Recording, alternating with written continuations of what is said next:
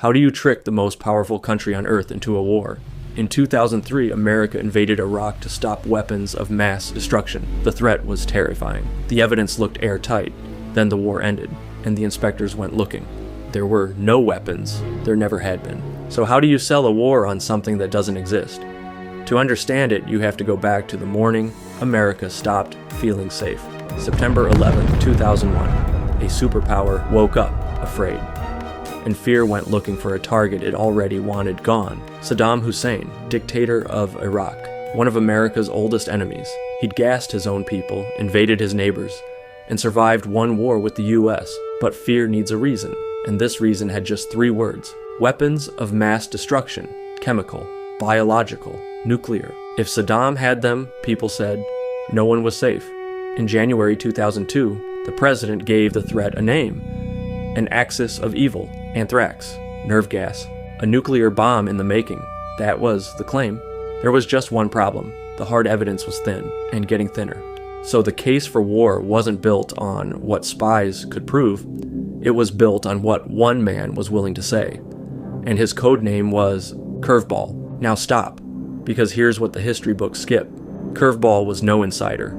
He'd finished near the bottom of his class. He'd been jailed for stealing. Then he fled to Germany, and he needed a story. So he invented one, and the most powerful country on Earth believed it. One asylum seeker's lie was about to become a reason for war. His real name was Rafid Ahmed Alwan. In 1999, he walked into a German refugee center with a spectacular claim. Iraq, he said, was building germ weapons on trucks, secret labs on wheels, disease factories that could vanish into the desert. It was vivid. It was terrifying. And it was completely made up.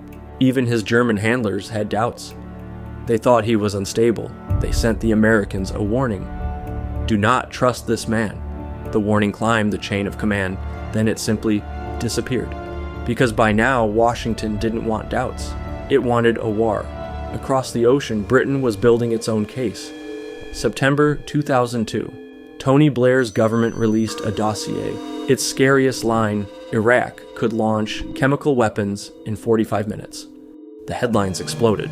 The public believed every word. What no one was told, it traced back to a single second-hand source. Detail by detail, the scary version always won. Here's the truth nobody wanted. Every scary claim had a boring answer. The uranium papers were forgeries. The nuclear tubes were just for rockets. But the boring truth doesn't start wars. So they sent the one man America trusted, Secretary of State Colin Powell, a former general, a man people believed. Polls showed Americans trusted him on Iraq more than the president himself. On February 5, 2003, he sat before the UN Security Council. Behind him sat the director of the CIA, backing every word. He promised, every statement is backed up by sources, solid sources. These are not assertions. What we're giving you are facts. He played intercepted phone calls. He showed satellite photos and drawings of the mobile germ labs, Curveball's trucks. Then came the moment the world still remembers. He raised a small glass vial of white powder, less than a teaspoon of anthrax, he said, had once shut down the US Senate. The performance was flawless. The case felt undeniable. Almost none of it was true. The truck labs came straight from Curveball. The source no one trusted.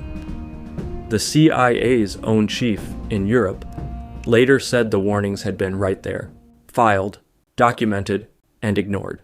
The world watched the speech and believed it. 6 weeks later, the bombs fell. March 19, 2003.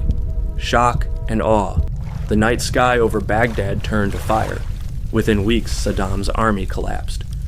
His giant statue was dragged down in the center of the capital. It looked like victory. Fast, clean, total. On May 1st, the president landed on an aircraft carrier. Behind him, a banner read, "Mission accomplished." The major fighting, he announced, was over. He was right about the battle. He was badly wrong about the war. Because now the real search began for the weapons that justified it all. 1,400 inspectors fanned out across a country the size of California. Every bunker, every suspected site, every rumor. Month after month, they found the same thing. Nothing. No stockpiles, no bomb, no germ trucks, Nothing at all. And then, one by one, the men who sold the war began to talk, until the man at the center finally admitted what he'd done. January 2004. The lead weapons hunter resigned and faced the Senate. David Kay opened with a sentence that ended the debate. "We were almost all wrong, and I certainly include myself here." The final report ran more than 1,000 pages. Its verdict: Saddam's weapons were gone, destroyed back in 1991. The mobile labs, trucks for making hydrogen, to fill weather balloons. The tubes were for rockets. The uranium deal was a forgery. Every headline claim, empty. Powell called his UN speech a permanent blot on his record, but the most chilling confession came years later, from Curveball himself. In 2011, he admitted it to a newspaper. He had lied. He'd invented the trucks, the labs, all of it. His reason? He wanted Saddam gone, and he felt no regret.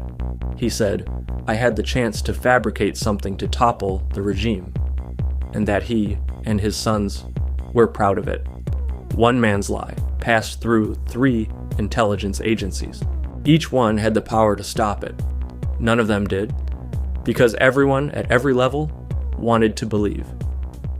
So what did the lie actually cost? More than 4,400 American troops never came home. Tens of thousands more returned wounded, in body and in mind. Iraqi deaths are counted in the hundreds of thousands. Some studies put the true number past 600,000. Roughly 4 million Iraqis were driven from their homes. The bill passed $2 trillion. And it's still climbing. But the worst damage wasn't money. It was what came next. America disbanded the entire Iraqi army overnight. Hundreds of thousands of trained, armed men, suddenly jobless and furious. Out of that chaos, an insurgency was born. And out of that insurgency rose a name the world would learn to fear: ISIS. The war meant to make America safer had built its next enemy, and handed new power to the rival it feared most, Iran. Every goal of the war turned upside down. No weapons, no safety, no quick victory. Just a shattered region and a trust that never healed. The architects of the war faced no trial. Most kept their jobs. And the man who lied still lives, under protection, in Germany. Here's the part that should keep you up at night. This wasn't a system that failed to catch the lie. It was a system that caught it, and chose to use it anyway. The warnings were written. The doubts were filed. The truth was right there. It just wasn't what the powerful wanted to hear.